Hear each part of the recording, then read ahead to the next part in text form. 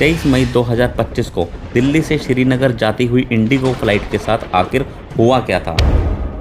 21 मई 2025 शाम के ठीक 4:45 पर इंडिगो की फ्लाइट 6E2142 दिल्ली के इंदिरा गांधी इंटरनेशनल एयरपोर्ट से उड़ान भरती है श्रीनगर के लिए।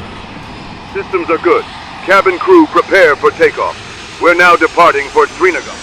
इस फ्लाइट का ड्यूरेशन 1 घंटा 35 मिनट का था और इसे ठीक शाम के 6:30 पर शेख उल अलाम इंटरनेशनल एयरपोर्ट श्रीनगर पर लैंड होना था। इस फ्लाइट में टोटल 227 पैसेंजर थे, जिनमें से 5 टीएमसी के सांसद भी थे। उस दिन अमृतसर के पास पठानकोट से ठीक पहले इस फ्लाइट के साथ एग्जैक्टली हुआ क्या था, इसे समझने के लिए एक बार इंडिया का मैप देख लेते हैं। अगर आप इंडिया का मैप ध्यान से देखोगे तो समझ पाओगे कि दिल्ली से श्रीनगर जाते वक्त बीच में अमृतसर है, उसके ठीक थोड़ा सा पहले पठानकोट है। पायलट्स जब अमृतसर के ऊपर से फ्लाई कर रहे थे तो उन्हें वेदर रेडार सिस्टम पे टर्बुलेंस का मैसेज रिसीव हुआ।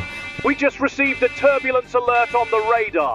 Prepare for possible rough air ahead. Weather radar system flights और एयरक्राफ्ट में यूज किया जाता है वेदर कंडीशंस को डिटेक्ट करने के लिए। इससे पायलट्स को पता चलता है कि आगे आने वाली लोकेशन का वेदर कैसा है। Weather radar system basically water droplets या मॉइस्चर कंटेंट के हिसाब से वेदर को डिटेक्ट करता है। जैसे ही पायलट्स को पता चला कि पठानकोट के पास भारी हेलस्टॉर्म है, यानी ओले गिरने का डर है, तो उन्होंने सीधा इंडियन एयरफोर्स के नॉर्दर्न कंट्रोल से कनेक्ट किया। पायलट्स चाहते थे कि इंडियन एयरफोर्स उन्हें परमिशन दे ताकि वो थोड़ा सा लेफ्ट टर्न लेके जा सकें, जिससे वो पठानकोट में आने वाले टर्बुलेंस या खराब मौसम से बच सकें।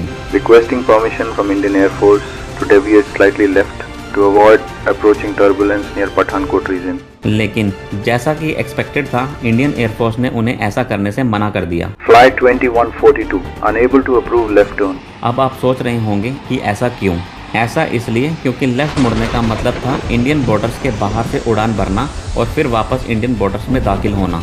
That heading will take you outside Indian airspace with re-entry, which is restricted under current protocol. You will need coordination with Lahore FIR for further clearance. इतने शॉर्ट नोटिस पर इंटरनेशनल बॉर्डर पर fly करना और फिर वहां से वापस आ जाना इतना आसान नहीं होता, खासकर कि जब बॉर्डर पाकिस्तान का हो। ऑपरेशन सिंदूर के बाद पाकिस्तान हमारे एयरक्राफ्ट को कैसे ट्रीट करेगा, ये कहना मुश्किल था। ऑल्सो इतने शॉर्ट नोटिस पर पाकिस्तान से कम्युनिकेशन एस्टेब्लिश करना भी ट्रिकी था, स्पेशली जब प्लेन ऑलरेडी हवा में है और वो भी 36,000 फीट ऊपर और आधी से ज़्यादा अपनी जर्नी तय कर चुका हो।